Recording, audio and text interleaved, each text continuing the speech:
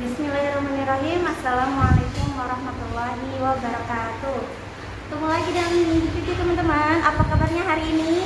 Alhamdulillah semakin bahagia, sukses semuanya. Ya, hari ini kita akan belajar lagi seperti biasa ya. Kita akan setiap hari membuatkan video pembelajaran untuk teman-teman agar teman-teman bisa sedikitnya lebih memahami materi yang Bu Tuti akan sampaikan. Ya, teman-teman, yang pertama kita akan pelajari hari ini, teman-teman sudah Bu Tuti beri tugas di subtema 1, tema 5, subtema 1 pembelajaran 3 ya. Ada 2 materi di dalam pembelajaran 3 ini. Yang pertama bahasa Indonesia ya, yaitu menyampaikan isi bacaan dengan menggunakan diagram. Teman-teman sudah mempelajari ya di pembelajaran sebelumnya bahwa ketika kita ingin mengetahui isi suatu bacaan, teman-teman itu harus menggunakan 5W 1H ya. Apa itu? What, where, when, jadi pakai bahasa Indonesia, yaitu siapa, di mana, kapan, mengapa, bagaimana, dan apa? Ayo ulangi, ada apa aja? Siapa,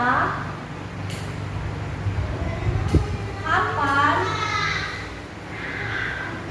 di mana, apalagi, mengapa,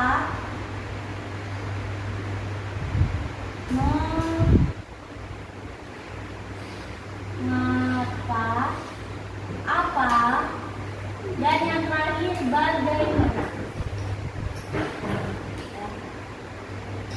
Jadi ada 6 kata atau kata tanya yang dapat membuat kita mengetahui isi bacaan tersebut ya. Jadi kalau ada bacaan, teman-teman bisa menggunakan pertanyaan-pertanyaan ini agar tahu isi bacaannya. Nah, teman-teman, yang sekarang kita akan sampaikan adalah menyampaikan bacaannya itu dengan menggunakan diagram. Diagram itu biasanya dalam bentuk kolom-kolom atau lingkaran-lingkaran nih. Ini namanya diagram. Contohnya di sini SDS Sakura. SDS Sakura itu di mana ya? Terus buat di sini kolomnya. Ya, apa itu SDS Sakura? Ini diisi ya. Lalu kapan SDS Sakura berdiri?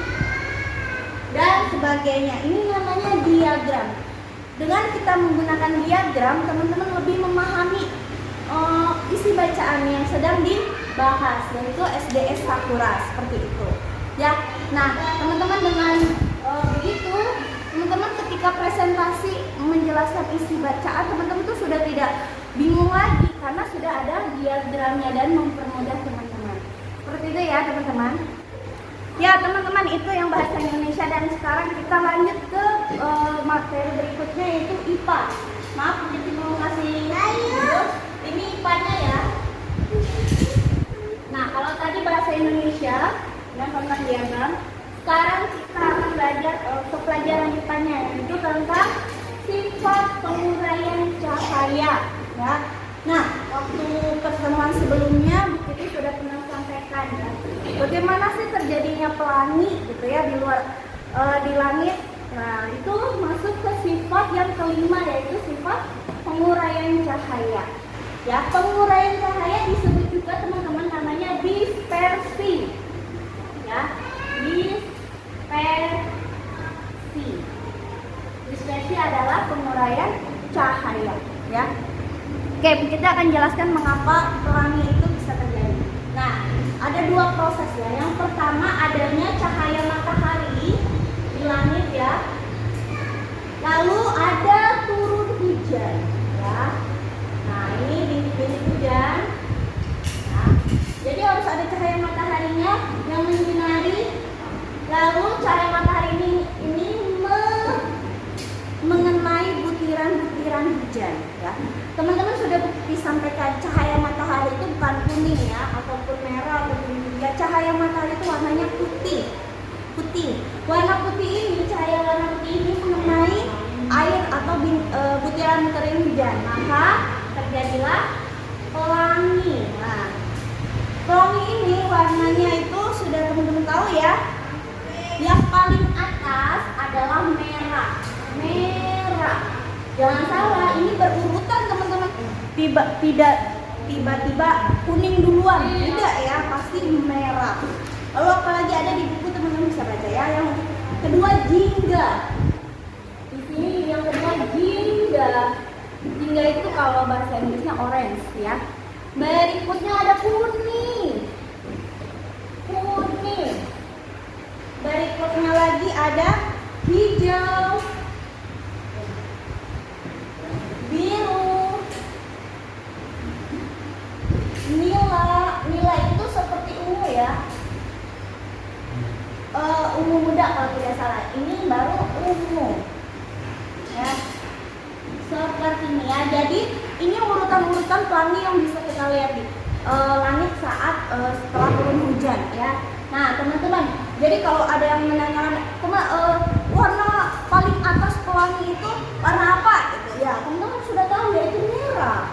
Jangan jawab biru, karena biru itu ada di keberapa? 1, 2, 3, 4, 5. Ada yang di kelima. Seperti itu teman-teman ya. Dan bisa disingkat ini Meiji,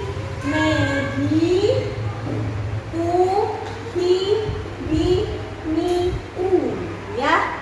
Jadi Meiji, U, Hi, Bi, Ni, U. Kalau teman-teman ingin mengingat warna-warna yang dihasilkan dari dispersi atau penguraian cahaya, bisa disebut juga dengan pelangi ya teman-teman.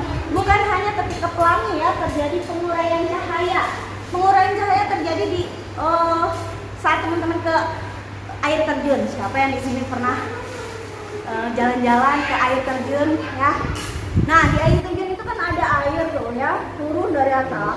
Lalu mengenai batu kan ada percikan air. Nah lalu ada cahaya matahari yang menyinari air terjun tersebut. Nah bisa membentuk pelangi. Bu Kiti pernah membuktikannya saat Bu Kiti main-main ke air terjun. Nanti teman-teman kalau main-main ke air terjun, teman-teman buktikan sendiri ya. Yang berikutnya itu ketika teman-teman itu membuat gelembung sabun. Siapa yang di sini pernah membuat gelembung sabun? Ya, jadi bikin dari sabun ya, lalu kita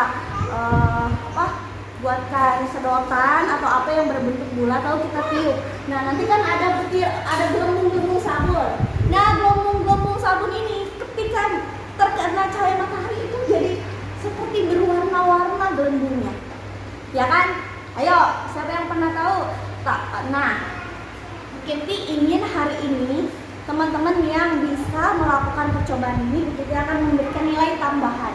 Ya, jadi teman-teman bisa membuktikannya ya. Insya Allah kan sabun banyak nih di rumah, insya Allah ya. Lalu teman-teman membuat gelembung sabun dan tiup. Nah kalau hari ini ada matahari ya, kalau tidak ada ya mungkin bisa besok lusa. Kalau sudah melakukan percobaan, teman-teman bisa informasikan ke Bu Kiti benar apa tidak hasilnya, bahwa gelembung-gelembung ini memiliki warna-warna seperti pelangi ya, jadi berwarna seperti itu. Nah itu saja ya teman-teman, itu tugasnya. Selain tugas percobaan tersebut, teman-teman juga melakukan penilaian harian ya. Bisa langsung ke buku paket lalu difotokan. Itu teman-teman. Ya, begitu ulang lagi. Hari ini kita belajar bahasa Indonesia tentang menyampaikan isi bacaan menggunakan diagram. Dan IPA-nya itu kita sudah belajar sifat penguraian cahaya atau yang disebut dispersi. Ya, contoh terjadinya dispersi itu ada 3 ya, contohnya ya.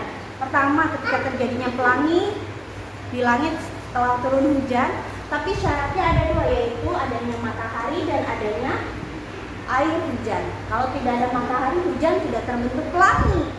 Tapi kalau ada matahari tidak ada hujan, tidak bisa terbentuk pelangi. Yang kedua ketika di air terjun, ya air terjun dan ada cahaya matahari yang mengenai air terjun tersebut. Dan yang ketiga ketika teman-teman membuat gelembung sabun ya, dan gelembung sabun itu terkena cahaya matahari. Seperti itu teman-teman, semoga bermanfaat ya. Bu Kiti akhiri. Wassalamualaikum.